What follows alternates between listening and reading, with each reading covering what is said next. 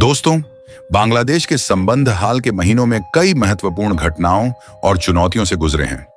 दिसंबर 2024 में Bangladesh nationalist party (BNP) के हजारों समर्थकों ने ढाका में भारतीय उच्चायोग की ओर मार्च किया। भारत में बांग्लादेशी राजनयिक मिशनों पर हमलों और बांग्लादेशी ध्वज के अपमान के विरोध में यह प्रदर्शन भारतीय विदेश सचिव विक्रम मिस्री की ढाका यात्रा से पहले हुआ, जिसका उद्देश्य दोनों देशों के बीच बढ़ते तनाव को कम करना था।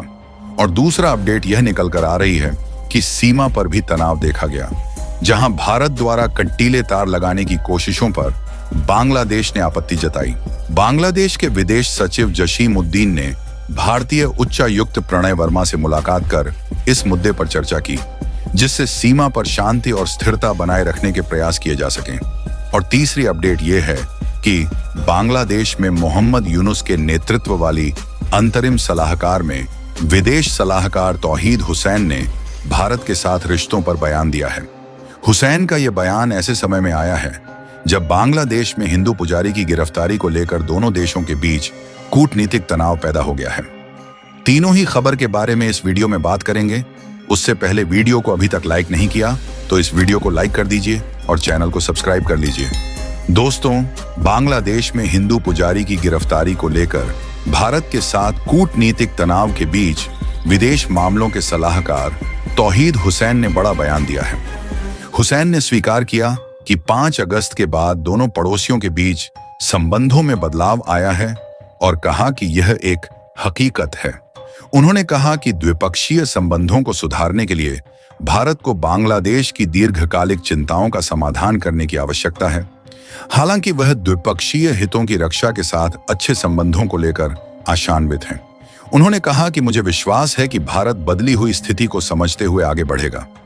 भारत पर लगाया आरोप हुसैन ने कहा कि ढाका और नई दिल्ली के बीच द्विपक्षीय संबंधों को सुधारने के लिए भारत को बांग्लादेश की दीर्घकालिक चिंताओं का समाधान करने की आवश्यकता है। उन्होंने कहा, बांग्लादेश की पिछली अपदस्थ सरकार ने भारत की चिंताओं का समाधान किया, लेकिन भारत ने बांग्लादेश की चिंताओं का समाधान नहीं किया। विवादित नौकरी कोटा प्रणाली को लेकर अवामी लीग के नेतृत्व वाली सरकार के खिलाफ व्यापक विरोध के बाद अपदस्थ प्रधानमंत्री शेख हसीना 5 अगस्त को भारत चली गईं। 3 दिन बाद नोबेल पुरस्कार विजेता मोहम्मद यूनुस ने अंतरिम सरकार के मुख्य सलाहकार के रूप में कार्यभार संभाला। भारत और बांग्लादेश में कूटनीतिक गतिरोध भारत और बांग्लादेश के बीच कूटनीतिक गतिरोध तब शुरू हो गया जब international society for Krishna conscious (ISKCON) के पूर्व सदस्य और हिंदू पुजारी चिन्मय कृष्ण दास को सोमवार को ढाका के हजरत शाहजलाल अंतर्राष्ट्रीय हवाई अड्डे से गिरफ्तार कर लिया गया।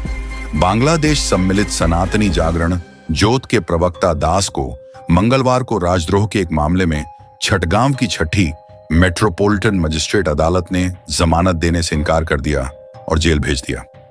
इसके बाद दास के समर्थकों और सुरक्षा कर्मियों के बीच झड़पें शुरू हो गईं, जिसके परिणाम स्वरूप एक वकील की मौत हो गई। सरकारी समाचार एजेंसी बांग्लादेश संवाद संस्था (BSS) ने बताया कि हुसैन यहां दक्षिण एशियाई नीति एवं प्रशासन संस्थान (SIPG) और नॉर्थ साउथ विश्वविद्यालय के राजनीति विज्ञान एवं समाज शास्त्र विभाग (PSS) द्वारा आयोजित बांग्लादेश भारत संबंध, अपेक्षाएं, बाधाएं और भविष्य विषय पर आयोजित गोलमेज सम्मेलन को संबोधित कर रहे थे। संबंधों में बदलाव की मानी बात विदेश मामलों के सलाहकार ने स्वीकार किया कि 5 अगस्त के बाद संबंधों में बदलाव आया है।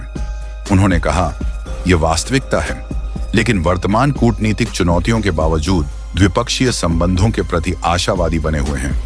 BSS ने हुसैन के हवाले से कहा, ढाका इस बात को लेकर आशावादी है कि हम भारत के साथ अच्छे संबंध स्थापित करने में सक्षम होंगे और यह सुनिश्चित करेंगे कि द्विपक्षीय हितों की रक्षा हो।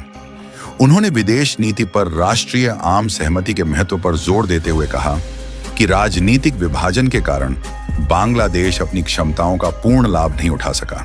सीमा पर तनाव के बीच बांग्लादेश के विदेश सचिव जसीम उद्दीन ने भारतीय उच्चायुक्त प्रणय वर्मा से मुलाकात की। इस दौरान दोनों ने सीमा पर तनाव को लेकर चिंता जताई। दोनों के बीच करीब 45 मिनट तक बैठक चली। दरअसल बांग्लादेश से शेख हसीना की सरकार के हटने के बाद दोनों देशों में तनाव देखा गया है। बांग्लादेश में हिंदू अल्पसंख्यकों के साथ अत्याचार हो रहा है, उसके साथ बर्बरता की जा रही है। उसको लेकर भारत सख्त है ही, और अब बांग्लादेशी सीमा से घुसपैठ भी होने लगी है। हाल ही में बीएसएफ ने कई तस्करों को पकड़ा है। सीमा पर सुरक्षा में सेंध न हो, इसको लेकर बीएसएफ बॉर्डर पर कंटीले तार का इस्तेमाल कर रही है। बीएसएफ ये काम काफी लंबे समय से कर रही है। इसको लेकर बांग्लादेश ने आपत्ति जताई है। बांग्लादेश ने कहा कि भारत द्विपक्षीय समझौते का उल्लंघन कर रहा है और भारत बांग्लादेश सीमा पर 5 स्थानों पर कंटीले तार लगाने की कोशिश कर रहा है। सीमा पर भारत की बाड़बंदी अनधिकृत है।